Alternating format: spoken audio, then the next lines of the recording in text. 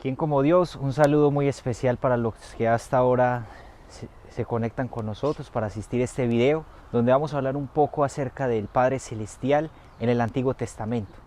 Es importante reconocer hoy que el Padre Celestial desde la eternidad actúa y obra por medio de nosotros. El Señor Jesús dice en el Evangelio, en Juan, mi Padre sigue actuando, sigue obrando como yo sigo obrando.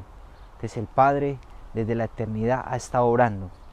¿Por qué es importante recordar esto? Porque tal vez debido por muchos prejuicios que vienen de afuera, de comentarios, incluso de herejías desde el principio de la iglesia que vuelven a resurgir en nuestros tiempos, que decían que el Dios del Antiguo Testamento era un Dios malo, una herejía llamada el marcionismo. Marción era un personaje gnóstico que tenía una doctrina dualista, que decía que lo espiritual es bueno y todo lo material es malo. Entonces el Dios del Antiguo Testamento es el Dios malo que creó lo material, y el Dios del Nuevo Testamento que nos enseñó Jesucristo es el Dios que creó lo espiritual y por tanto es el Dios bueno.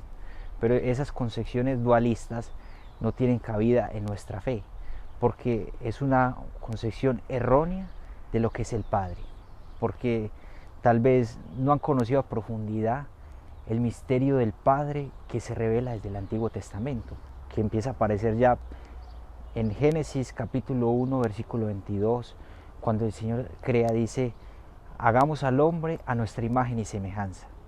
Ya aquí los padres de la iglesia interpretan como esa Trinidad de amor, Padre, Hijo, Espíritu Santo, que junto con el Padre consideran crear al hombre, concebir al hombre, darle consistencia, darle vida. Entonces le forma del barro y le da su aliento de vida. Es impresionante de que para crear las demás cosas simplemente le basta decir una palabra, hágase, y hágase las estrellas, hágase las constelaciones, hágase los planetas, hágase los mares, hágase los océanos, hágase los animales del campo.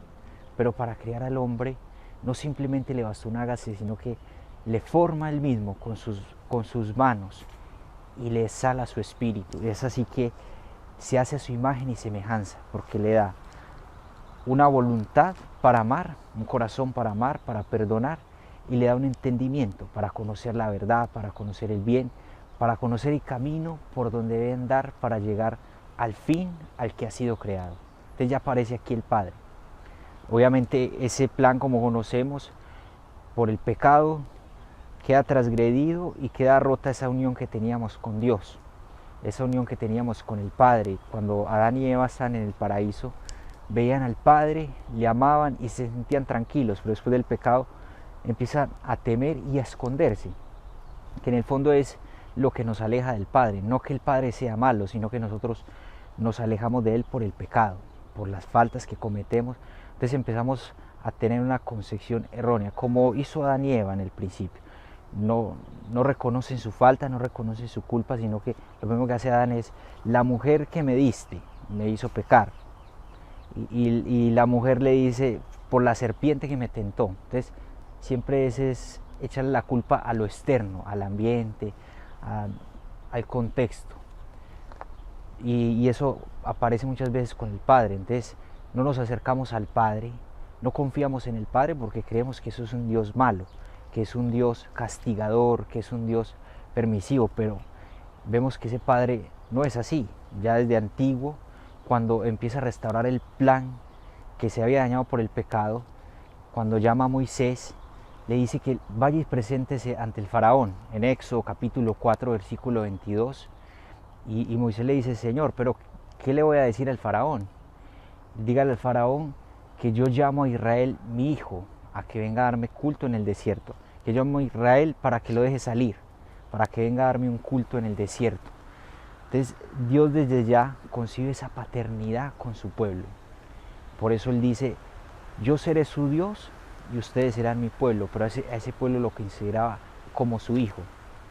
Y por eso cuando el pueblo de Israel empieza a transgredir la ley, la protección de Dios, la paternidad de Dios que se había manifestado en la liberación de Egipto, Dios quiere sacarle porque los ven en esclavitud de los egipcios, suscita a Moisés que vaya y se presenta al faraón y abre el mar rojo en dos y empieza a concederles cantidad de beneficios mientras iban por el desierto. las codornices, el maná en el desierto, el agua que brota de la roca para saciar la sed de su pueblo elegido, de su hijo. Entonces este pueblo empieza a ofender a Dios, rebelándose, yéndose contra él. Entonces Dios a través de Moisés le reprocha: ¿no soy yo acaso tu padre, el que te constituyó, tu padre y que te creó? Lo dice en Deuteronomio capítulo 32, versículo 4. Entonces es una corrección, es un reproche, pero es un reproche de padre amoroso, que porque ama a su hijo le corrige, porque ama a su hijo le exige. Y vamos a ver que eso se va a repetir constantemente en los profetas. Y es un texto muy bonito, por allá en el libro de Oseas, en el capítulo 11, que el Señor a ese pueblo de Israel, infiel, que le ha concedido tantos beneficios, se empieza a rebelar contra Dios. Entonces el Señor le dice: cuando Israel era niño, lo amé, y de Egipto lo llamé. Cuanto más lo llamaba, más se alejaba de mí. Ofrecía sacrificios a los dioses falsos e incienso a los ídolos. Yo enseñé a caminar a mi hijo Israel, tomándole por los brazos. Pero ellos no sabían que los cuidaba. Con cuerdas humanas los atraía, con lazos de amor. Y yo era para ellos como los que alzan a un niño contra su mejilla. Me inclinaba hacia él y le daba de comer. Es impresionante cómo el Señor, a través de estas imágenes que el profeta nos presenta, trataba a Israel como a su hijo. Desde Egipto lo llamé, le enseñé a caminar, y hace parte de esa pedagogía divina, de que en el Antiguo Testamento tal vez muchos consideran que era un Dios malo porque había cosas que el Señor hacía con ellos que en nuestro tiempo no son como entendibles. Vividas a nuestro tiempo quedan como oscuras, pero en el tiempo de Israel eran cosas que Dios hacía para llamarlos, para educarlos, porque Dios es un pedagogo, Dios es un padre que llama y va educando, va corrigiendo. Un niño tal vez va a ser muy difícil enseñarle cosas, explicarle por qué no se debe coger, por ejemplo, un veneno, por qué no se debe tomar un veneno, porque le puede causar tal daño, tales efectos, pero un niño a su edad, a su temprana edad va a ser difícil entender. Entonces lo que Dios hace es prohibirle, como hacía con el pueblo de Israel. Como niño lo educaba, como un pedagogo, como un niño le enseñaba a caminar, le iba tomando de sus brazos. Entonces primero se le aparece a Abraham, le revela la ley natural, luego se le aparece a Moisés, le da los mandamientos para ya darle un poco más de claridad de qué no deben hacer, hasta llegar a la plenitud de los tiempos en su Hijo Jesucristo, que nos enseña la plenitud de la ley. Entonces hace parte de esa educación de Dios con su Hijo Israel. Le educaba, y aquí dice también, le atraía con cuerdas de amor, con lazos de amor, no como los animales, con cuerdas para someterlos, con cuerdas para atarlos y llevarlos por el camino que debían ir así a la ligera, rudamente, sino que eran con cuerdas de amor, con cuerdas amorosas. Nos llevaba por el camino, pero nos llevaba con amor, seduciéndonos con amor, suavemente, sin violencia, sin dureza, como hace un padre con sus hijos, corrigiéndole, enseñándole, educándole, pero con ese amor de padre. Es impresionante este texto donde ahí queda reflejada la paternidad de Dios. Seguro que si Marción hubiera leído y profundizado este texto, no hubiera dicho lo que dijo del Dios del Antiguo Testamento. Incluso muchos católicos que tienen una concepción de un Dios castigador, de un Dios rígido, de un Dios duro. Ese no es el Dios verdadero, ese no es el Dios del Antiguo Testamento. Es un ídolo que nosotros nos hemos creado, que nos hemos inventado por prejuicios, porque nos ha dado miedo acercarnos al Padre Celestial, nos hemos alejado por el pecado, por una otra circunstancia, por una mala experiencia de vida, y entonces la culpa se la echamos muchas veces al Padre Celestial, pero el Padre Celestial está como Jesús nos enseñó en el Hijo Pródigo, con los brazos abiertos, mirando el camino, esperando el regreso de su Hijo. Eso es lo que espera el Dios Padre amoroso, que es el mismo Padre que envió a su Hijo Jesucristo. Cuando el género humano transgrede la ley y hay una separación por el pecado, el Padre Celestial solo tiene un deseo de reconciliarnos con Él, de que nosotros volvamos a Él, de abrirnos nuevamente las puertas del cielo para que podamos entrar. Entonces dice el Señor a través del profeta Isaías, en medio de de la separación que había, el Señor le dice al pueblo: ¿a quién enviaré? ¿Quién irá de nuestra parte? Isaías capítulo 6 versículo 8. ¿A quién enviaré? ¿Quién irá de nuestra parte? Y dije: yo mismo iré, envíame. Y estas son las palabras de nuestro Señor Jesús, que desde la eternidad, el Verbo eterno de Dios, en el seno del Padre, le dice al Padre: Padre, yo mismo iré, yo mismo voy, envíame. Antes de los siglos, antes de que el Verbo se encarnara, ya estaba pensado de que el Padre en su amor estaría dispuesto a sacrificar a su Hijo. Hay una novela, una historia que cuenta que un rey muy querido, muy amado, tenía su imperio, tenía su castillo, tenía su reino, tenía muchos servidores. Los servidores lo amaban porque era un buen rey que gobernaba con justicia, con rectitud, con caridad, concediéndole beneficios a sus siervos, concediéndole favores, protegiéndolos de los enemigos, de otros reinos, de las influencias que querían venir desde afuera. Pero resulta que uno de los siervos del rey comete un pecado muy grave, una falta muy grave que merece un castigo infinito. Y entonces se acerca al magistrado donde el rey y dice que por ese castigo, por esa culpa, merece la pena de muerte.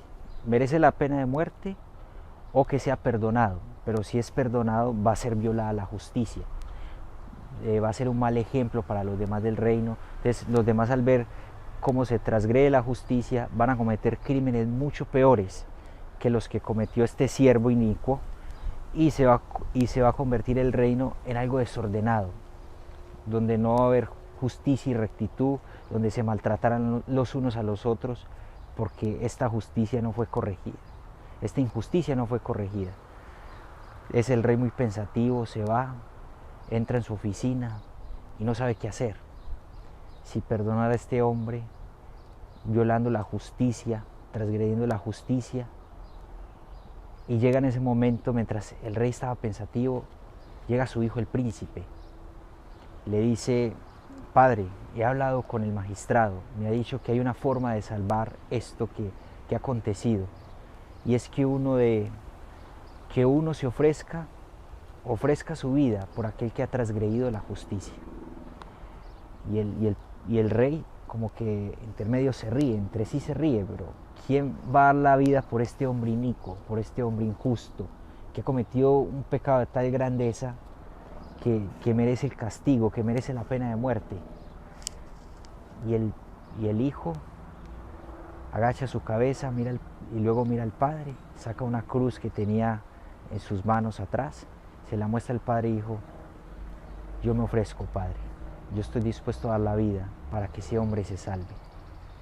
El padre, con un sollozo, una alegría de ver que la generosidad de su hijo, pero una tristeza de que su hijo va a morir, acepta esa entrega, acepta ese ofrecimiento. Y entonces en ese momento el padre decide enviar a su hijo para que aquel hombre inicuo, pecador, injusto, que merecía la muerte, sea salvado y conozca la vida. Y es el amor del Padre que envía a su Hijo. Juan capítulo 3, versículo 16. Tanto amó Dios al mundo, que envió a su Hijo único, para que todo aquel que crea en Él no muera, sino que tenga vida eterna. Ese es el amor del Padre desde antiguo. Por eso Jesús se dirige al Padre con amor. Jesús se dirige al Padre con bondad, le dice: Padre mío, tú siempre me escuchas. Padre mío, tú que me conoces. Y nos enseña a nosotros a orar. Cuando nos dirigamos a Él, nos dice: digámosle Padre nuestro. Porque no es un Padre de temer, no es un Padre de terror, no es un Padre de horror. Es un Padre amoroso, que le podemos decir: Padre mío, Abba, papacito mío. Que ha estado desde la creación, como lo veíamos. Y el mismo Isaías nos lo recuerda también, cuando nos dice: tú eres nuestro, Isaías capítulo 63, versículo 16. Tú eres nuestro Padre, que Abraham no nos conoce, ni Israel nos recuerda. Tú, Señor, eres nuestro Padre, te llamas Redentor desde siempre, te llamas Redentor desde la eternidad. Orígenes dice: ¿desde qué momento el Padre es Padre? nosotros humanamente llamamos un padre a partir de que concibe un hijo. ¿Y el padre desde qué momento concibe a su hijo? Desde la eternidad. Desde la eternidad el padre es padre, como desde la eternidad el hijo, el verbo, Jesucristo es hijo. Entonces por eso no podemos hacer una ruptura. Entonces Dios comienza a ser padre a partir de que Jesucristo se encarna, pero antes no era padre, no. Siempre ha sido padre, siempre ha sido padre amoroso y misericordioso. Y hay infinidad de textos que nos representan este amor, esta bondad y misericordia de Dios.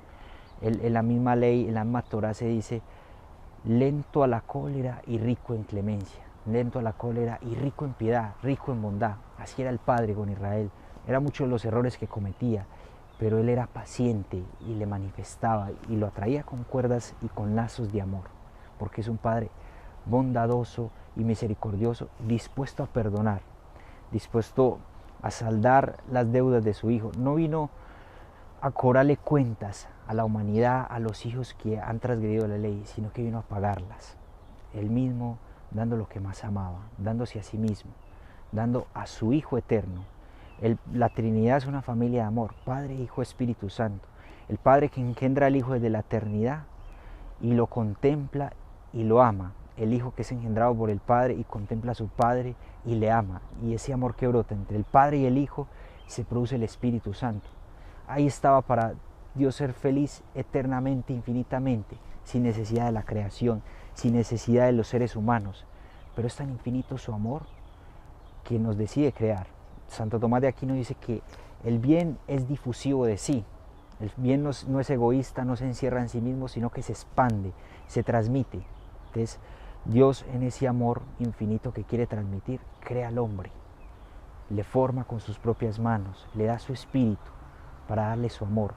Y no solo eso, nos hace sus hijos al crearnos, pero además nos hace hijos por gracia, al darnos a su Hijo Jesucristo, para que, como dice San Pablo, seamos hijos en el Hijo.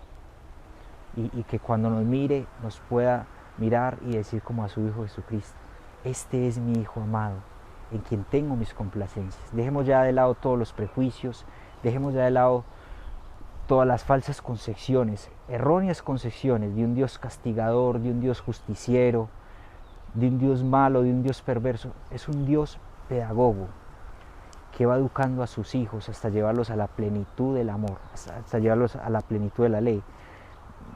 Tal vez nosotros leemos el Antiguo Testamento y vemos como castigador y justiciero.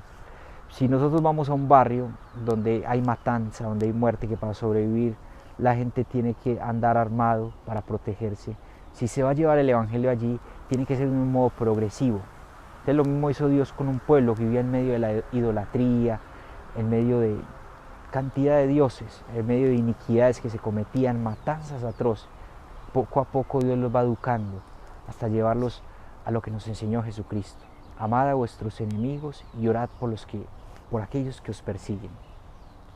Ese es el Dios de bondad, ese es el Dios de amor. Entonces yo les invito para que hagamos una oración en este momento, le pidamos al Padre misericordioso, que tanto nos ama, que nos conceda su misericordia, que disipe las tinieblas que en este momento confundan nuestra mente y que nos haya hecho tener una falsa concepción de su amor, de su bondad, de su misericordia. En el nombre del Padre, del Hijo, del Espíritu Santo. Amén.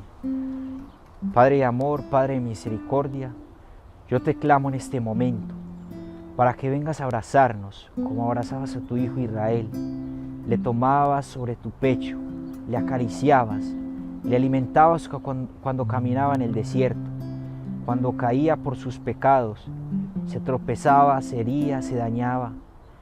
Tú le curabas sus llagas, tú le curabas sus heridas.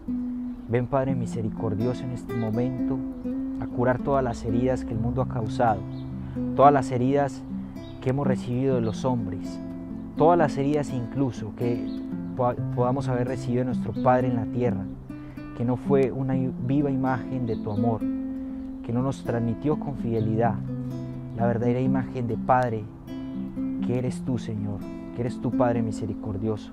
Por eso si fue herida, si fue trasplantada, si fue dañada, Ven tú a restaurarla, Padre misericordioso, y abrázanos, introdúcenos en tu corazón, Padre celestial, porque un hijo al lado de su Padre, aferrado, recostado en el pecho de su Padre, no tiene miedo a las persecuciones, no tiene miedo al futuro, no tiene miedo al desamor, porque en el pecho de su Padre lo encuentra todo.